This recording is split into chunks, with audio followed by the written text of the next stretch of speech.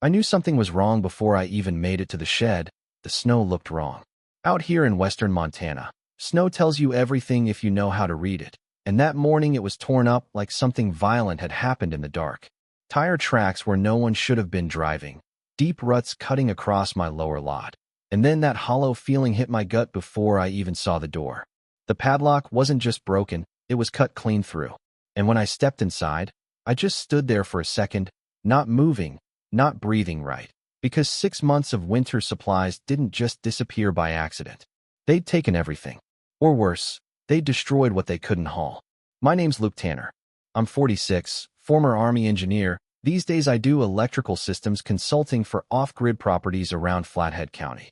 I've lived on that land just outside Kalispell for 12 years now, for 0.7 acres carved into the edge of a pine ridge, far enough out that when the wind comes down off the mountains, it doesn't ask permission. People who've never lived through a real Montana winter think prepping is some paranoid hobby. But when you've seen temperatures sit at -20 for a week straight, when you've watched power lines snap like dry twigs under ice load, you learn real quick that preparation isn't a personality trait, it's survival. That shed wasn't just storage, it was insurance. Inside, before that morning, I had a 300-gallon diesel reserve in a reinforced tank I'd installed myself, tied into a secondary 9 kilowatts generator system. Enough to keep the house heated, pipes from freezing, keep Emily's medical fridge running if things went sideways.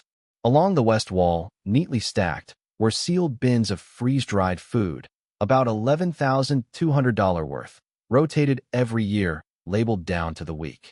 3 full cords of split lodgepole pine stacked under the lean-to outside, covered and dry. It wasn't clutter. It wasn't junk. It was a system, and now it was wrecked. The diesel tank was gone completely, ripped off its base mounts. The fuel lines had been cut, and from the smell soaking into the cold air, I could tell at least 50, maybe 60 gallons had spilled right there into the dirt. The food bins had been torn open, some hauled off, the rest dumped, ruined. I remember picking up one of the pouches, beef stroganoff, crushed under a boot print, and just staring at it like that was somehow going to explain what the hell had happened. Then I saw the notice. Bright orange, stapled to the inside of the door like some kind of badge of authority. Non-compliant structure and storage violation. I didn't even need to read the rest to know exactly who this came from. Cedar Ridge Homeowners Association. And more specifically, Sandra Whitaker. Sandra had been HOA president for about 3 years, and in that time she'd managed to turn what used to be a quiet, mostly hands-off community into something that felt more like a suburban control experiment dropped into the woods.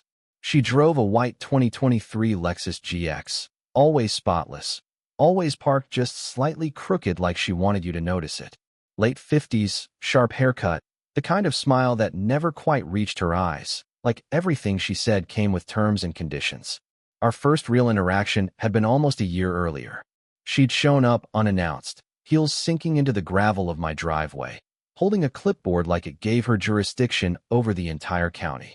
"Mr. Tanner," she said, looking past me toward the shed, "we've had some concerns raised about visible storage on your property." I remember leaning against the doorframe, coffee in hand, still in my work boots. "Concerns from who?" She gave a tight smile. "Multiple residents." "How many is multiple?" She paused, just a fraction too long. "Enough." I nodded slowly. "That's not a number." That was the moment I realized what kind of person I was dealing with. From there, it started small. A letter about aesthetic consistency. Then another about unapproved utility structures. Then fines, $150. Then $300. Then a notice threatening daily penalties under some clause buried in their bylaws that I'd never bothered to read because, frankly, I'd never had a reason to. At first, I tried to play it straight. I painted the shed, added screening along the side, even submitted a form just to show good faith, though I knew damn well the structure predated half the houses in that development. Didn't matter. Every time I adjusted something, Sandra found something new. And always that same tone, like she wasn't arguing, she was informing. "We're just maintaining community standards." I remember telling Emily one night, sitting at the kitchen table, papers spread out between us, "This isn't about the shed." She looked up at me, tired from a 12-hour shift at the clinic. "Then what is it about?" "It's about control." And once I said it out loud, I couldn't unsee it. She didn't like that I wasn't asking permission. that I didn't attend meetings, that I knew enough about systems, codes, and infrastructure to not be easily pushed around. What I didn't realize, what I should have seen coming, was how far she was willing to go to prove a point. Because standing there in that wrecked shed, boots crunching on broken plastic and frozen diesel-soaked dirt, I understood something real clear. This wasn't a warning anymore. This was escalation. And whoever authorized this thought they had the right to come onto my land and take what they wanted. I pulled my phone out, hands colder than I realized, and started taking pictures, methodical, every angle, every detail, documenting like I used to on job sites after equipment failures. Because if there's one thing I learned in the Army, and later in this line of work, it's that people can lie, but records don't. And something told me, this wasn't going to end the way Sandra Whitaker thought it would. I didn't call Sandra that morning. That was the first decision that mattered. A year ago, maybe even 6 months ago, I probably would have stormed straight into her driveway, knocked on that polished front door, demanded answers. But standing there in that wrecked shed, breathing in the sharp chemical bite of spilled diesel and cold pine air, something in me shifted. Anger was there, yeah, but it wasn't loud. It was focused, controlled, the kind that makes you slow down instead of speed up. So instead of reacting, I documented every footprint in the snow, every cut line on the fuel hose, every serial number plate that had been ripped off but left behind in the dirt. I walked the perimeter, measured tire widths with my tape, took note of tread patterns, even marked distances. 42 feet from the access road to the shed, 18 inches between the deeper ruts, probably a dual-axle trailer.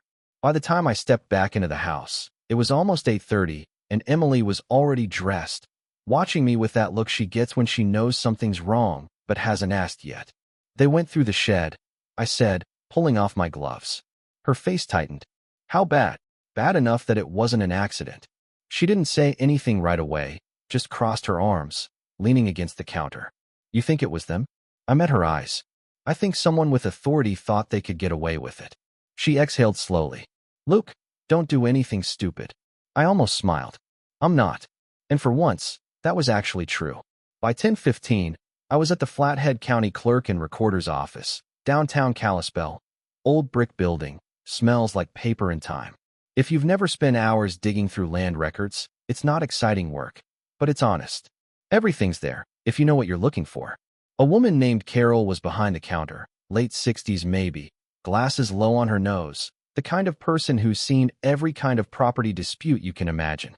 Haven't seen you in here before, she said as I stepped up. Yeah, I replied, setting my folder down. I'm hoping that's about to change. She gave me a small smile.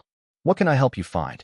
I need the original plat records for Cedar Ridge subdivision, and anything tied to parcel designation exemptions. That got her attention. Going back how far? As far as it takes. She studied me for a second, then nodded. All right, come on back. The records room was colder than the front office, metal shelves lined with decades of documents, some digitized, most not. She pulled out a set of oversized binders, labeled 1984 to 1992, and set them down on a table with a soft thud. Subdivision was filed in phases, she said. Early lots sometimes have quirks. Quirks, I repeated. She gave me a look. Legal ones. That was the first time that morning I felt something shift, not just anger anymore, but curiosity. Because quirks meant exceptions, and exceptions meant leverage. I spent the next 3 hours going page by page, flipping through survey maps, zoning notes, handwritten amendments, my fingers getting black with old ink and dust.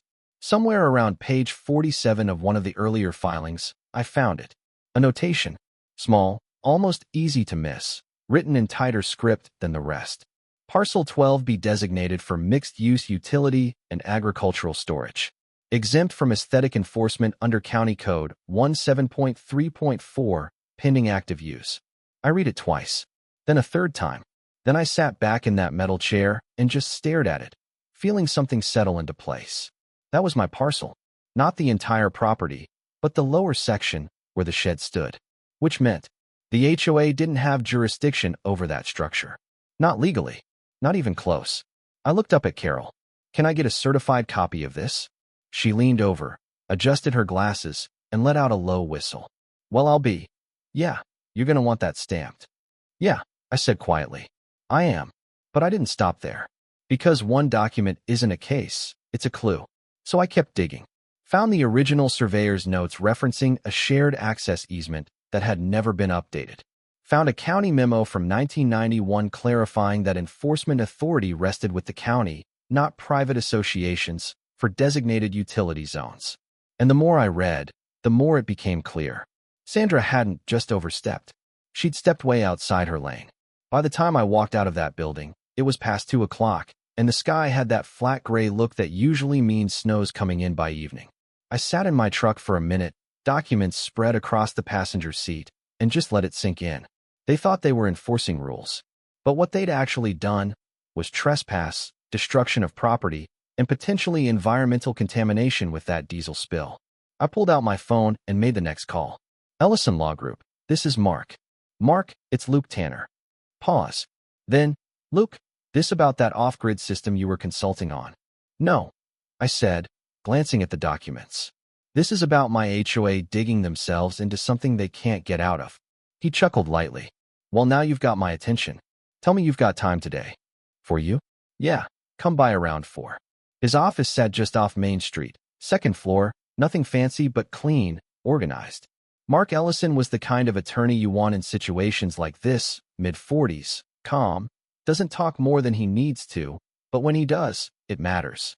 I laid everything out on his desk, photos first, then the documents. He didn't interrupt while I talked, just leaned back slightly, fingers steepled, eyes moving from image to image, then to the stamped plat copy. When I finished, he let out a slow breath. All right, he said. Let's unpack this. He tapped the photo of the shed. They entered your property without a warrant or notice. Yep. He tapped the diesel spill. Destroyed regulated fuel storage, which, by the way, triggers environmental reporting requirements under Montana Code 75-10-715. Didn't even think about that part yet. That's why you called me. He picked up the plat document. And this is the interesting part. I leaned forward slightly. They don't have authority there, do they? He shook his head slowly. Not just don't have authority. If this holds up, they never had it to begin with. That section of your land is explicitly exempt from HOA aesthetic enforcement. I felt something tighten in my chest. Not relief. Not yet, but direction. So what are we looking at? Mark set the papers down, folded his hands. Worst case for them? Civil liability for property damage. I'd estimate you're already looking at, what, 40,000 in losses. Closer to 42. He nodded. Plus potential environmental fines if the county decides to push that angle. And if we can show they acted without jurisdiction. He let the sentence hang. How bad? I asked. Mark gave a small, almost sympathetic smile. Bad enough that they're going to wish they'd just left your shed alone. I leaned back, exhaling for what felt like the first time all day. So what's the move? He didn't hesitate. We don't go to them. I raised an eyebrow. No, he said, tapping the desk lightly. We go above them. That's when it clicked. County level. Official. Public record. You're talking about forcing an investigation. I'm talking about making this something they can't quietly sweep under the rug. And for the first time since that morning, I felt it. Not anger. Not frustration. Something steadier. Because Sandra Whitaker thought she was enforcing rules. What she didn't realize was that she'd just handed me the one thing she never wanted. Accountability. The thing about going to the county is once you start that process, it doesn't belong to you anymore. It becomes a record, a file, a chain of events that people with badges and titles have to answer for. And that was exactly what I wanted. We filed the complaint 2 days later. Not emotional, not dramatic, just facts. Photos, timestamps, certified copies of the original plat, a full inventory of losses down to the last item. $42,680 in total damages, including $9,400 for the generator system impact, $11,200 in food stores, $6,300 estimated fuel loss and environmental cleanup risk, the rest in structural damage and equipment. Mark made sure every line hit clean. Don't exaggerate, he told me. Don't round up. Precision is what makes this credible. So that's what we gave them. Precision. By the following Monday, I got a call from Flathead County Environmental Services. A guy named Travis Cole. Mr. Tanner, he said, voice steady, professional. We've received your report regarding unauthorized disturbance of fuel storage on your property. That's one way to put it. Pause. Papers shifting on his end. You're stating approximately 50 to 60 gallons of diesel may have been released. Minimum. Another pause, longer this time. All right, he said finally. We're going to need to come out and assess the site. You're welcome anytime. Oh, he added, almost as an afterthought. We'll also be coordinating with the sheriff's office given the nature of the entry. There it was. Not HOA anymore. Now it was county. Now it was real. They showed up Wednesday morning. 2 county trucks, 1 sheriff's cruiser, tires crunching over the same tracks I'd measured days earlier. I was already outside when they pulled in, coffee in hand, breath visible in the cold. Travis stepped out first, mid-30s, field jacket, clipboard, the kind of guy who looks like he spent more time outdoors than behind a desk. Behind him, Deputy Harris, older, maybe early 50s, eyes that scanned everything without moving his head much. You Luke Tanner? Travis asked. That's me. We shook hands, brief, firm. He glanced past me toward the shed. You weren't exaggerating. No, I said. I don't tend to. We walked it together. I didn't rush it. Let them see everything.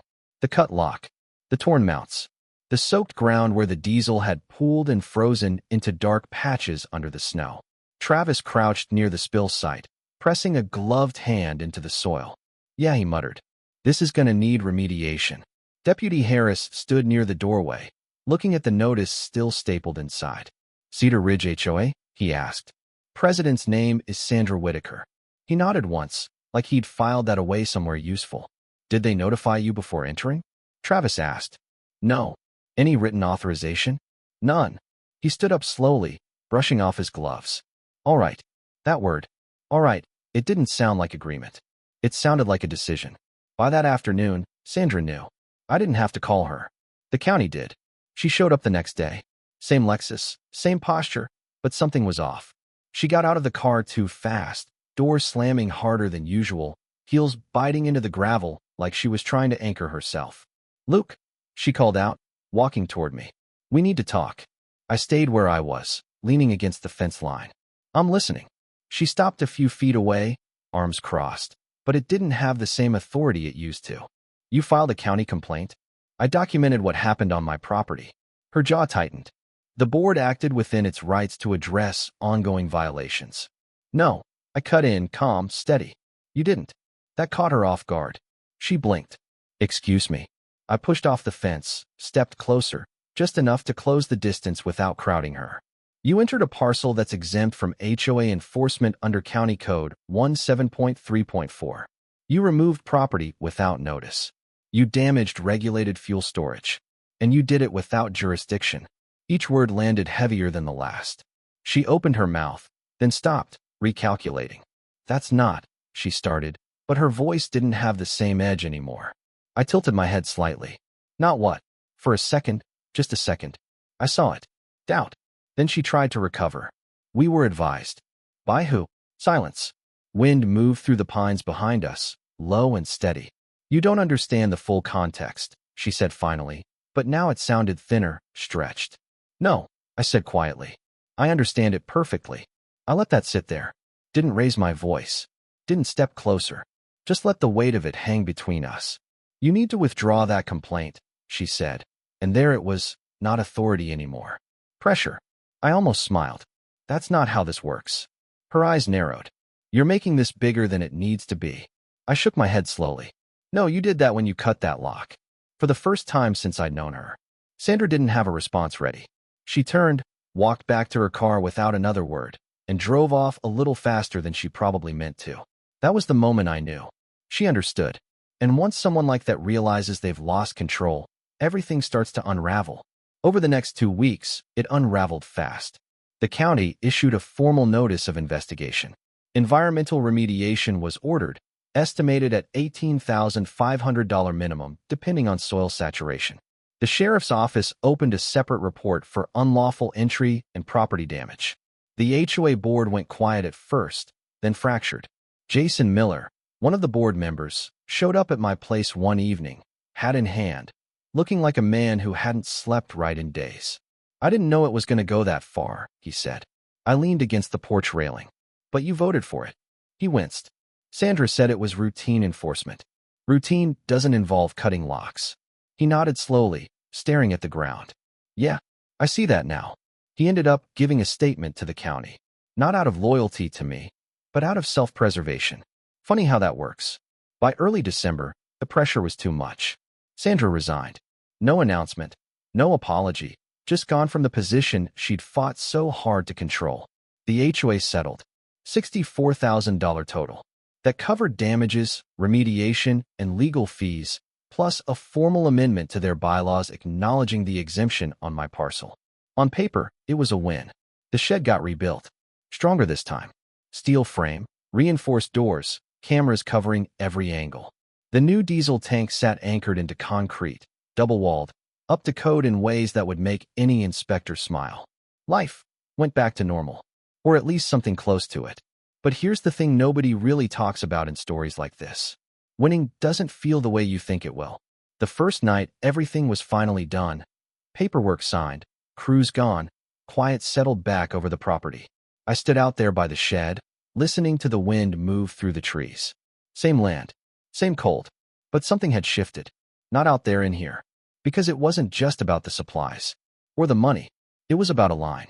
A line someone crossed, thinking there wouldn't be consequences. And me deciding there would be. I don't hate Sandra. I don't even think she saw herself as the villain. People like that rarely do. She thought she was protecting something, order, control, property values, whatever made sense in her head. But somewhere along the way, she forgot the difference between managing a community and owning it. And that's where everything went wrong. So now I'm curious what you think. If you were in my place, would you have pushed it this far? Or would you have let it go, rebuilt, and avoided the fight altogether? Because out here, and honestly, probably everywhere, there's always a moment where you have to decide. Is it worth it? Drop your thoughts in the comments. I read more of them than you'd expect. And if you've ever dealt with something like this, I want to hear that too.